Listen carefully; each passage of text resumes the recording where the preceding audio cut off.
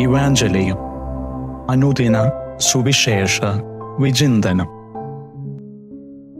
ക്രിസ്തുവിൽ സ്നേഹം നിറഞ്ഞവരെ, ഇന്ന് നാം ധ്യാനവിഷയമാക്കുന്നത് മാർക്കോസിന്റെ സുവിശേഷം 12-ാം അധ്യായം 13 മുതൽ 17 വരെയുള്ള വാക്യങ്ങളാണ്. യഥാർത്ഥത്തിൽ ക്രിസ്തുവിന് മുൻപിൽ അവർ എറിഞ്ഞുകൊടുക്കുന്ന ചോദ്യം വളരെ അപകടം നിറഞ്ഞതാണ്. അതിനുത്തരം എന്തു തന്നെയായിരുന്നാലും യേശുവിന് വലിയ വില കൊടുക്കേണ്ടി വരുമെന്ന് അവർക്കറിയാം. എന്നിട്ടും യേശു ധൈര്യപൂർവ്വം, ശങ്കിക്കാതെയും പതറാതെയും അവർക്ക് മറുപടി നൽകുന്നുണ്ട്.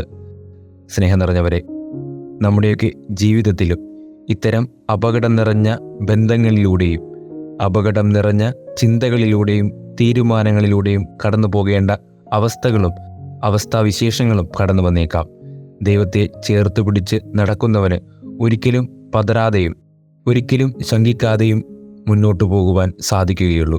അതിനാൽ ദൈവത്തോട് ചേർന്ന് നടക്കുവാനായി നമുക്ക് ശ്രമിക്കാം.